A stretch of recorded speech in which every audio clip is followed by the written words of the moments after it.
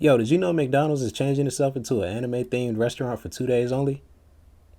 Let's talk about it.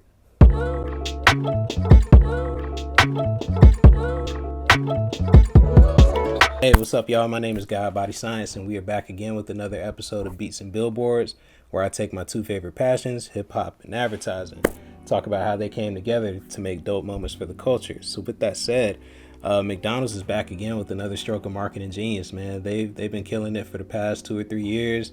Between like the Cardi B meal, the Offset meal, it was the same thing, but the Travis Scott meals. Now they're officially diving into the world of anime, another way for them to reach Gen Z. And yeah, let's do a breakdown of the campaign, starting with who they partnered with. So the partner for this campaign is Studio Perio. Hopefully I'm saying their name right, but if you're in the world of anime at all, you know that Studio Perio is one of the biggest animation studios out there. So if you're a fan of Bleach, if you're a fan of Naruto, if you love Tokyo Ghoul, heck, I think they even had a hand in animating Yu Yu Hakusho.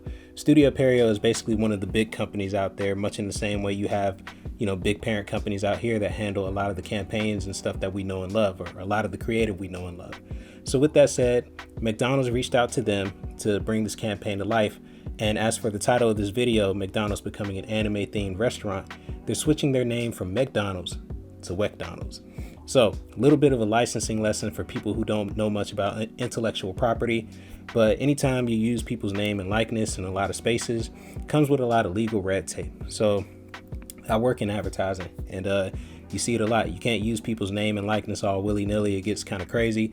So with that said, if you notice in a lot of our favorite cartoons, a lot of our favorite movies, when people need to reference McDonald's, a cultural icon that everyone's kind of familiar with, a kind of wink to the audience, what they'll do is they'll change the name slightly, right? So think about Coming to America. When Hakeem came to America, he worked at McDowell's, right? In a lot of animes, they don't work at McDonald's, they work at WcDonald's. So leaning into that cultural conversation, they're bringing this thing to life in a major market. I think Los Angeles for 2 days. It's an experiential activation. And I think it even comes with a dope menu that's anime themed as well. So there's an experiential component to it. But backing up a little bit, the way they kicked off this campaign was with the TVC, right? Again, that's just fancy language for a television commercial. It started with a teaser, I want to say around February 19th. They put on their YouTube page like, hey, something big is coming. All the big PR publications out there, they were like, oh shit, McDonald's got something coming. And then a week later, they dropped the full spot. It's an anime themed spot. A lot of references to the shows that we know and love. I feel like I saw a Dragon Ball Z reference in there, but they're basically creating a whole world around this anime thing, right?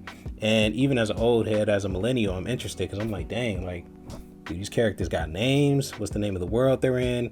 Maybe this is something for a year 2 or a year 3 follow-up. Maybe this is the kickoff to an entirely new brand platform.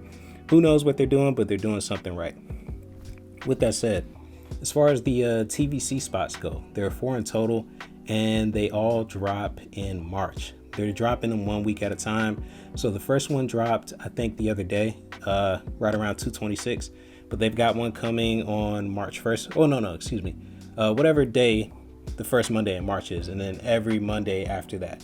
4 episodes in total. I'll see if I can get the names together in like a screenshot and post them somewhere here. But yeah, aside from that, I do want to touch on the fact that they tapped into a really interesting cultural conversation that shows that, the team was really trying to dig for those unique insights. When you go to McDonald's YouTube page, you'll notice there are 2 versions of the commercial up. There's a subbed one and there's a dubbed one. Now, if you look at any type of anime, there's always a debate about which version is better, the version with subtitles or the version that's been dubbed in English. Now, me personally, I like watching dubbed anime because, I don't like having to read the subtitles while, watching the show. I'm trying to take in the art. But with that said, culturally, if we're going to watch anime, we should at least try to learn a little bit of Japanese.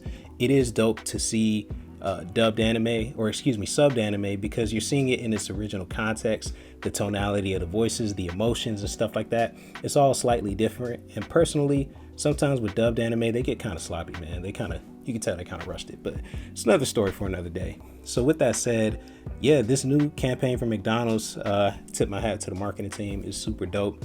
And I'm excited to see what happens next. But yeah, keep the hip hop coming, keep the anime coming. And with that said, this is Beats and Billboards. So if there's any update to this, we'll tap in again. But until then, do all that cliche stuff. Hit the like and subscribe, and make sure the boy can get funded so I can keep this going. You feel me? But yeah, man, I gotta go. These lights are getting hot, so I'm gonna catch y'all later.